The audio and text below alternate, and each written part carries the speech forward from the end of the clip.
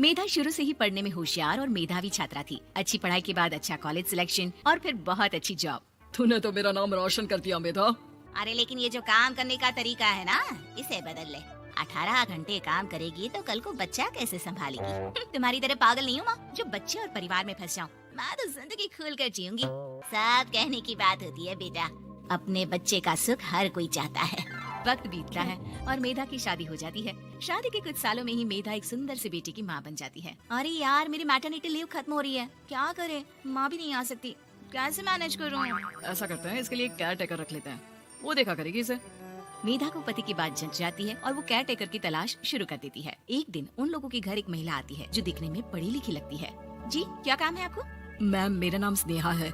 आपका एड देखा care taker का, क्या मैं आपके यहाँ काम कर सकती हूँ? हाँ, क्यों नहीं, लेकिन आप तो अच्छे करके लगती हैं, फिर नौकरी क्यों? दरअसल मेरे ससुराल वालों ने मुझे घर से निकाल दिया क्योंकि मैं माँ नहीं बन सकती और माता पिता भी नहीं है इस दुनिया में। तो अरे कोई बात नहीं, तुम लक्ष्य को ही अपना बच्चा समझो और यहीं रहना, और किसी भी चीज की जरूरत हो ना तो बता देना। नेहा खुशी खुशी लक्ष्य को संभालने लगती है। रात को जब मेधा घर पर आती है, अरे क्या बात है स्नेहा, तुमने खाना नहीं खाया क्या?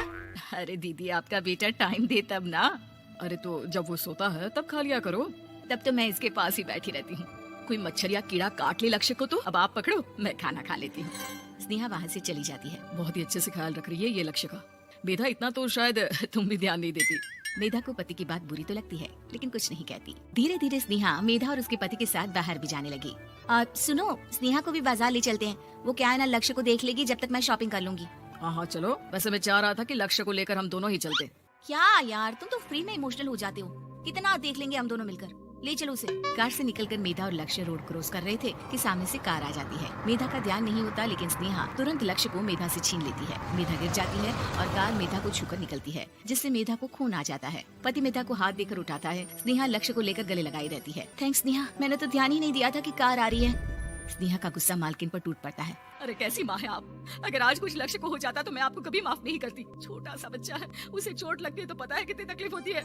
पति भी स्नेहा को देखने लगता है कि उसे क्या हो गया। मेधा को स्नेहा पर काफी गुस्सा आ जाता है। घर आकर कहती है, देखो स्नेहा, माना तुम लक्ष्य को बहुत प्यार करती हो, लेकिन वो मेरा बेटा है, मैं कभी जानबूझकर उसके साथ बुरा नहीं कर सकती, समझी? मुझे माफ कर दीजिए, मैं लक्ष्य को लेकर कुछ ज्यादा ही सेंसिटिव हो चुकी हूँ। मैं ध्यान रखूंगी कि आगे से ऐसा ना हो। मेधा का मन स्नेहा से अब हटने लगा था।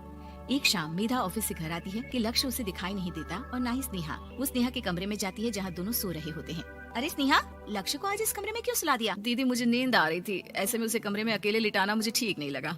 मेधा बच्चा उठाने लगती है कि स्नेहा टोक देती है। रहने दीजिए ना दीदी, सो रहा है, फालतू में नींद खराब हो जाएगी। मेधा को गुस्सा आ जाता है और वो बच्चा उठाकर वहाँ से चली जाती है। अगले दिन मेधा स्नेहा को बुलाती है, साथ में एक और लड़की खड़ी होती है। स्नेहा, अब तुम अपना कुछ और देख लो, हम लोगों को नई केयर टेकर मिल गई है, तुम इस हफ्ते घर छोड़ देना। स्नेहा का मन लक्ष्य को छोड़ने का नहीं करता, लेकिन नौकरी तो नौकरी होती है ना। स्नेहा घर से चली जाती है। धीरे धीरे महीने और साल बीतते जाते हैं और लक्ष्य एक नौजवान लड़का हो जाता है। लक्ष्य, आज मुझे मंदिर जाना है, ले चलोगे? ठीक है माँ, एक काम करके भी वापस आता हूँ, तब तक आप और पापा दोनों तैयार हो जाइए। दोनों तैयार होकर बैठ जाते हैं लेकिन लक्ष्य काफी देर तक नहीं आता। अरे मेधा, फोन तो करो लक्ष्य को, देखो क्या हो गया उसे। मेधा फोन करती है तो पता चलता है कि लक्ष्य का एक्सीडेंट हो गया है और वो सिटी अस्पताल में है। जल्दी चलिए, पता नहीं कैसा होगा मेरा बेटा। अरे चिंता न करो, सब ठीक होगा, मैं अभी कार निकालता हूँ। दोनों मियाँ बीवी अस्पताल पहुँचते हैं जहाँ वो लोग देखते हैं कि लक्ष्य बिस्तर पर पड़ा होता है। एक महिला इन्हें यहाँ लेकर आई है, वो वहाँ बैठी है, लेकिन फिलहाल तो आप लोगों को इनके लिए किडनी का प्रबंध करना होगा। एक्सीडेंट में इसकी किडनी डैमेज हो गई है। मेरी ले लीजिए डॉक्टर साहब, मेरे बेटे को बचा लीजिए। नहीं, आप माँ हैं, आपकी नहीं ले सकते, पिता की भी नहीं। आप किसी रिलेटिव या दोस्त से पता कर लें, और हाँ, थोड़ा जल्दी करें क्योंकि देर होने से मामला बिगड़ सकता है। मेधा बैठकर रोने लगती है कि वहाँ डॉक्टर आ जाते हैं। जिस औरत ने आपके बेटे को यहाँ भर्ती कराया था, वो अपनी किडनी आपके बेटे को देना चाहती है। हाँ? कौन है वो, कहाँ है वो? तभी वहाँ स्नेहा आ जाती है। स्नेहा तुम? मैं लक्ष्य को पहचान नहीं पाई थी, लेकिन आप लोगों को देखकर समझ गई कि ये लक्ष्य है, इसलिए वापस आ गई। मैं अपनी किडनी आपके बेटे को देना चाहती हूँ। मेरी अपनी तो कोई औलाद नहीं, लेकिन लक्ष्य में मैंने हमेशा अपना बच्चा देखा। तुम धन्य हो स्नेहा, जो इतने साल में भी लक्ष्य को भूल नहीं पाई। सही मामले में तो वो तुम्हारा ही बच्चा होगा, क्योंकि जन्म भले ही मैंने दिया हो, लेकिन आज तुम उसकी जिंदगी बचा रही